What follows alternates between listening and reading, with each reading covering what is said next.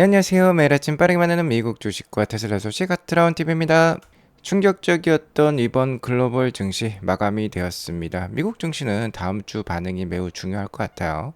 다음 주에 미국 PPI, CPI 물가지표 발표가 있는데 이것에 대한 반응이 매우 중요할 것 같습니다. 자, 그리고 테슬라는 사이버트럭 호재가 하나 더 나왔어요. 이 점 알려드리도록 하겠고요. FSD 12.5.1.3이 나왔습니다. 이것과 관련된 소식도 알려드리도록 할게요. 자, 이번 주 8월 5일부터 8월 9일까지는 정말로 충격적이었던 글로벌 증시 상황을 보여주었습니다. 지난주에 미국 제조 PMI 지수가 좀 낮게 나왔고 미국 고용 보고서가 경기 침체 우려감을 상당 부분 키웠어요. 특히 실업률이 4.3%로 치솟으면서 경기 침체 우려감이 상당히 커졌습니다. 자, 이러면서 월요일 일본 증시가 무너졌었죠. 7월 30일 금리 인하를 했던 일본 증시가 엔캐리 트레이드 청산 우려까지 나오면서 12%나 급락을 보여주었습니다. 물론 그 다음날 한 10% 이상 상승을 보여주면서 어느 정도 우려감은 잦아들었어요. 자, 그리고 월요일장 나왔던 미국 7월달 서비스 PMI 지수가 50을 넘기면서 최근 6개월 만에 가장 좋은 수치를 보여주었습니다. 그러면서 경기 침체 우려감이 그래도 잦아들면서 15,700까지도 떨어졌던 나스닥이 주간 상승을 보여주면서 16,745로 이번에 마감을 했어요. 자, 지속해서 이렇게 반등하는 모습 나오고 있는 것이 확인이 되시죠? 아무래도 최근 AI가 발달하면서 알고리즘 거래, 프로그래밍 거래들이 더욱더 늘어나면서 이렇게 좀 폭력적인 장이 좀 펼쳐지는 것 같아요. 자, 이럴 때일수록 우리 인간 투자자, 개미 투자자들은 평온한 마음을 유지하실 필요가 있겠습니다. 자, 이렇게 지수가 크게 흔들림에도 불구하고 평정심을 유지하기란 쉽지 않은데요. 계속해서 아트라운 TV가 도와드리면서 좋은 방송 이어가도록 하겠습니다. 자, 그리고 금주 발표되었던 신규 실업수당 청구 건수도 반등에 큰 힘을 보탰는데요. 예측치가 24만 1000건이었는데 23만 3000건이 나오면서 전주 신규 실업수당 청구 건수가 좀 내려왔어요. 고용 상황이 그렇게 나쁘지는 않다라는 신호를 주었는데요. 자, 그러면서 10년물 국채금리도 좀 상승하는 모습이 나왔고 유가도 좀 반등하는 모습을 보여주었어요. 지금은 good is good, bad is bad라고 보시면 되겠습니다. 자, 문제는 이제 다음 주가 되겠죠. 고용 발표가 끝나면 이제는 물가 발표가 남아있다라고 볼 수 있겠는데 8월 13일에는 7월달 미국 생산자 물가지수, 8월 14일에는 수요일에는 미국 CPI, 소비자 물가지수 발표가 있습니다. 자, 계속해서 good is good, bad is bad라는 신호를 이어갈지 아니면은 자, 원래 상반기 동안 잘 지켜졌던 규칙이죠. bad is good이 다시 한번 득세할지 이 부분은 다음 주에 결정이 된다라고 볼 수 있겠어요. 자, 일단 다음 주 예측치를 살펴보도록 하겠습니다. 미국 생산자 물가지수 PPI는요. 전월 대비 수치를 많이 봐요. 이게 중요한데. 자, 6월 달 수치는 예측치보다 높게 나왔어요. 물가가 좀 올라가는 모습이었는데 이번에 8월 달에 발표될 7월 달 수치는 예측치가 0.1%가 나오고 있습니다. 자, 그러니까 물가 인상 기조가 완화된다라고 보시면 될 것 같고 CPI 지수 좀 마찬가지예요. 전월이었던 6월달 수치가 3%였는데 이번에 나올 7월달 수치가 2.9%로 좀 둔화된다, 완화되는 모습이 예상이 되고 있습니다. 물가가 둔화된다라는 모습은 경기가 안 좋다라는 뜻과 일맥상통을 하죠. 경기가 좋으면 물가가 잘 오르니까요. 자, 원래 이런 기조가 나오면 물가가 잘 내려간다. 그렇게 되면 연준의 금리 인하 가능성이 올라갔죠. 경기가 안 좋아지고 있다라는 신호이기도 하니까요. 그러면 예전까지 상반기까지는 주가가 상승을 보여주었어요. 자, 하지만 지금 시츄에이션 good is good, bad is bad가 펼쳐지고 있죠. 그럼 현재 기조인 bad is bad가 지켜진다라고 하면 이렇게 물가가 잘 내려간다라고 하면은 경기가 안 좋구나. 그러면 주가가 하락을 해야 되겠다라는 반응을 현재까지는 이제는 보일 가능성이 높습니다. 자, 그러니까 다음 주에 13일과 14일에 발표될 때마다 상반기 동안 지켜졌던 이 배드 이스 굿으로 다시 회귀할지 아니면 현재 벌어지고 있는 이 배드 이스 배드 기조가 계속 이어질지 한번 지켜볼 필요가 있겠어요.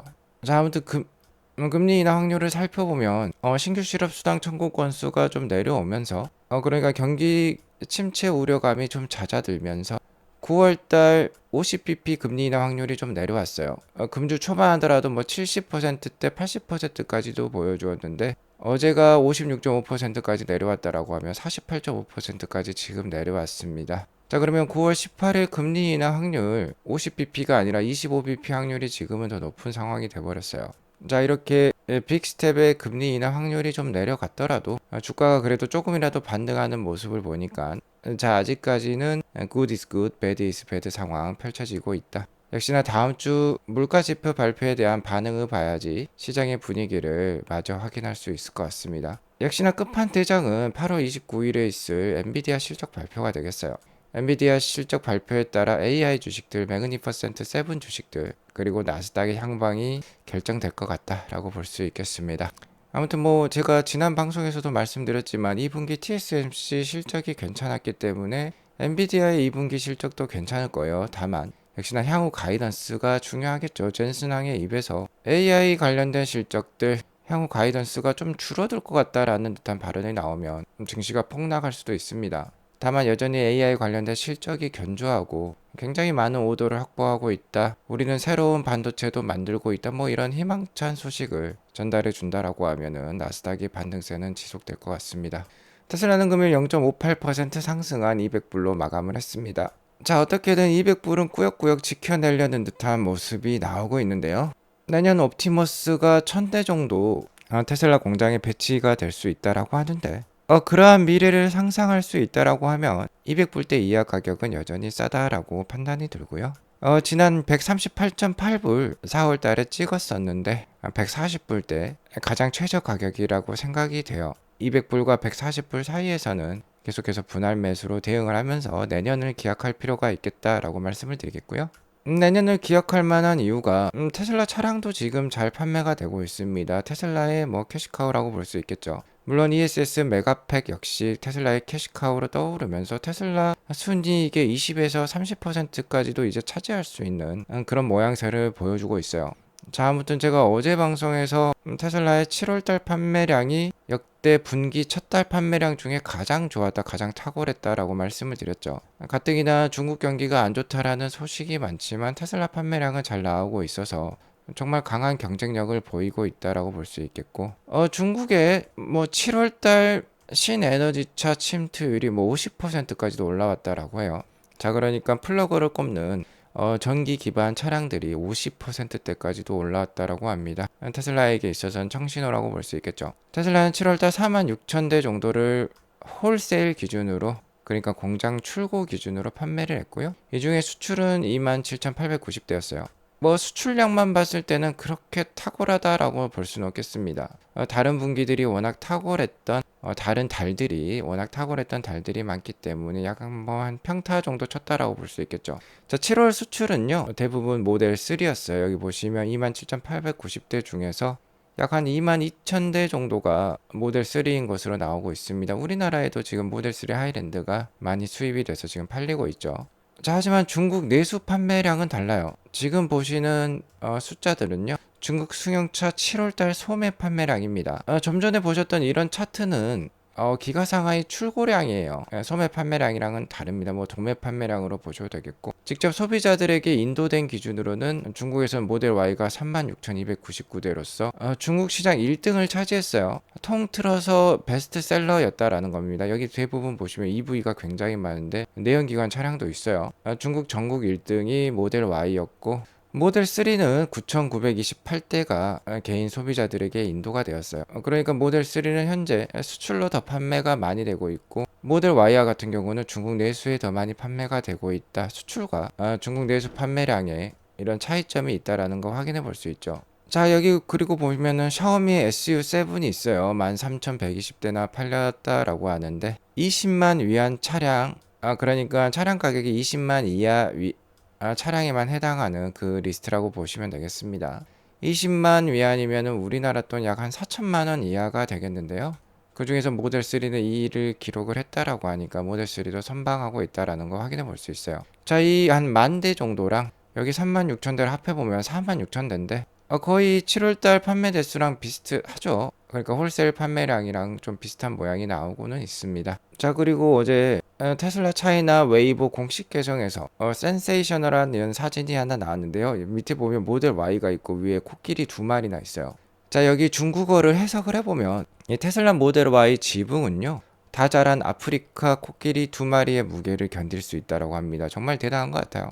테슬라 모델 Y의 루프는 광화 유리로 되어 있는데 이 유리가 이렇게 강력하다라는 게 믿기지가 않습니다. 이게 바로 기술력의 차이인 것 같아요. 테슬라의 안정성이 정말 탁월하다라는 거 확인해 볼 수 있는데, 하지만 뭐 다른 차량은 다르죠. 계속해서 알려드리고 있습니다만 벤츠의 EQ이 대표적인 전기차인데 저가형 배터리를 쓰면서 큰 화제를 만들어냈었죠.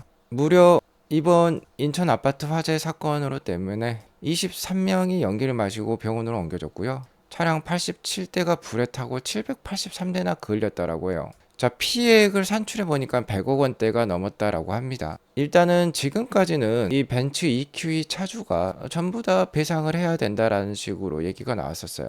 제가 만약 그 벤츠 차주였다라고 하면은 정말 억울할 것 같은데요. 이러한 여론이 나오자 많은 소비자들이 이 벤츠 코리아에 대해서 상당히 이 비판을 가했습니다. 그러자 벤츠 코리아 최고 재무 책임자인 오노레 부사장이 현장을 직접 찾으면서요, 주민들도 만났다라고 합니다. 그리고 바로 이 자리에서 45억 원을 긴급 지원하겠다라고 의사를 전했어요. 하지만 피해액이 100억 원대라고 했죠. 아직은 좀 한 반절 정도 모자르다라고 볼 수 있겠는데, 기부라는 표현은 좀 어색한 것 같습니다. 어쨌든 화재의 원인이 차량의 결함일 가능성이 높기 때문에 생각보다 그렇게 큰 선심을 썼다라고도 볼 수는 없을 것 같아요. 다만 국면에 전환세가 있었으니 이 아파트 관리사무소 야간 근무자가 스프링클러를 껐다라고 합니다. 조사를 해보았는데 오전 6시 9분 정도에 아마 관리사무소로 이 화재 신호가 전달이 된 것 같아요. 하지만 지금까지 뭐 아파트라든지 큰 빌딩의 경우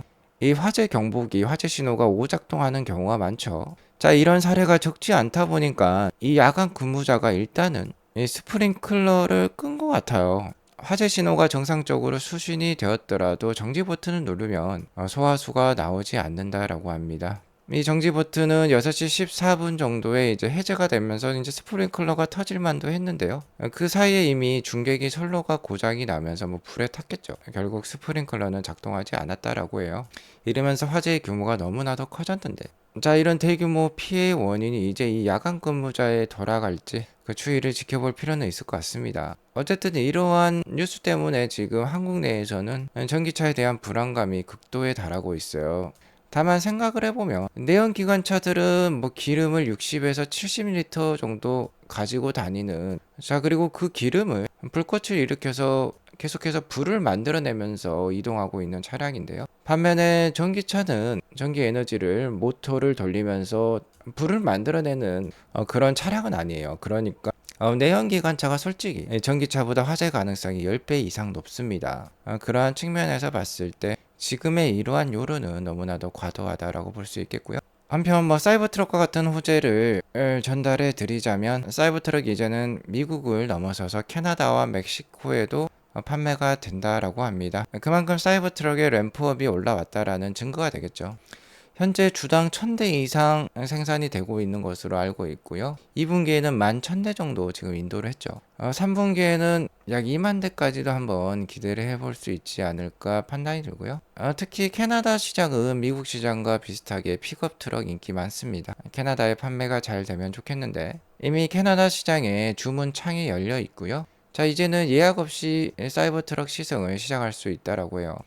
2024년 10월 달부터 이제 2개월 후면 캐나다에서도 사이버 트럭을 만나볼 수 있고요.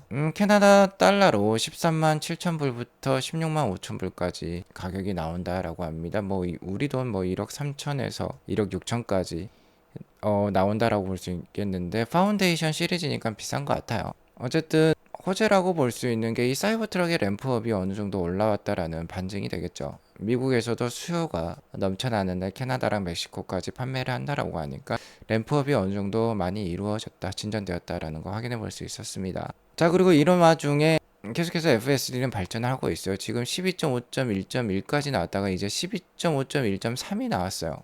버전이 너무나도 이제 숫자가 많아져서 좀 복잡하긴 한데 계속해서 마이너한 개선 사항이 이루어지고 있는 것으로 판단이 됩니다. 자, 이렇게 잦은 업데이트가 있다라는 거는 이 12.5에 대한 이 기술에 대한 강력한 확신이 있기 때문이에요. 조그만 마이너스 체인지를 하더라도 워낙 지금 버전이 탁월하기 때문에 계속해서 스프레드 시킨다라고 볼 수 있겠죠. 여기 자세히 읽어보면 upcoming improvement라는 단어가 있습니다. 앞으로 추가적으로 개선될 사항들을 정리를 해 놓았는데 내추럴 레인 체인지는 당연히 가능하겠죠.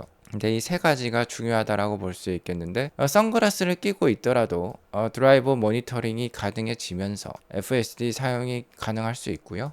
고속도로에서는 아직 엔드-투-엔드 AI가 적용이 안 되었었는데 엔드-투-엔드 AI 고속도로 적용, 그 다음에 이 부분이 가장 중요하죠. FSD on 사이버트럭. 자, 사이버트럭에 FSD 적용이 되겠습니다. 어쨌든 이거는 upcoming improvement예요. 지금 12.5.1.3에서는 해당이 되는 사항이 아닙니다. 여기 더티 테슬라 님도 알려주고 있는 게요. 이번 12.5.1.3 버전에는 그렇게 많은 변화가 보이지 않는다라고 얘기를 하고 있어요. 역시나 이 다음 버전이 중요하다고 볼 수 있겠고, 최근에 웨이모와 테슬라가 이렇게 붙었어요. 무엇을 붙었냐? LA 도심에서 자율주행 대결을 펼쳤습니다. 테슬라가 이겼다라고 해요. 뭐 웨이모보다 약 1분 정도 목적지에 먼저 도착을 했다라고 하는데, 여기 영상을 보시면 이 웨이모는 뭐 라이다가 덕지덕지 달려 있는 데다가 이 버스를만 따라갔다라고 합니다. 하지만 테슬라는 빠르게 가기 위해서 다른 차선을 선택하면서 더 먼저 도착했다라고 알고 있는데요. 역시나 웨이모와 테슬라의 가장 큰 다른 점은 이 차량은 양산차라는 거예요. 지금 개인 고객이 지금 운영을 하고 있는 거고, 웨이모는 지금 양산 차량이 아니죠. 이거는 회사에 소속되어서 지금 계속해서 운영되고 있는 로보택시다라고 볼 수 있겠습니다. 자, 그러니까 일론 머스크가 예견한 이 8월달 업데이트 사항이 다 반영이 돼서 로보택시가 완성이 되면 테슬라는 짜잔하고 30만 대의 로보택시가 확보가 된다라고 보시면 돼요. 웨이모는 워낙 제한적으로 굉장히 비싼 뭐 2억 원이 넘는 차량들이라고 합니다. 그런 차량들이 운영이 되고 있기 때문에 비즈니스가 상당히 불투명하다라고 볼 수 있겠는데, 테슬라의 로보택시 사업은 달라요. 뭐 약 한 우리 돈 3천만 원대의 차량들이 로보택시로 탈바꿈하면서 테슬라의 거대 로보택시 플릿을 이끌 것으로 판단이 되는데요. 여기 더불어서 현재 테슬라 차량 글로벌에 600만 대가 넘게 보급이 되고 있는데 이 차량들이 로보택시로 활용이 될 수도 있겠죠. 아무튼 이번 8월 달이 테슬라 FSD에게 가장 큰 달이 될 것 같습니다. 8월 이내로 사이버트럭용 FSD 나올 수 있고요. 이 부분이 중요하죠. 액츄얼리 스마트 서먼이 되겠는데 호출 기능이 8월 내로 나올 수 있습니다. 그렇게 되면은 로보택시의 베이스가 갖춰졌다라는 거 우리가 확인해 볼 수 있겠죠. 테슬라의 본격 상승장은 내년부터가 될 것 같아요. 내년에 본격 상승장이 나오려면 역시 unsupervised FSD 그리고 옵티머스 1000대 정도 테슬라에서 일하는 모습, 이런 것들이 일론 머스크의 말대로 확정이 된다라고 하면은 정말 내년부터는 기대해 볼 수 있겠습니다. 테슬라의 EPS, 이 펀더멘털 역시 현재 플랫한 구간을 지나가면서 반등의 모습을 스멀스멀 보여주고 있어요. 계속해서 내년을 기대를 하면서 잘 투자를 이어나가시기 바라겠습니다. 오늘 이것으로 방송을 마치도록 하겠고요. 오늘 방송이 도움이 되었으면 구독과 좋아요, 알람 설정 꼭 눌러주세요. 행복한 주말 보내시기 바라겠습니다. 감사합니다.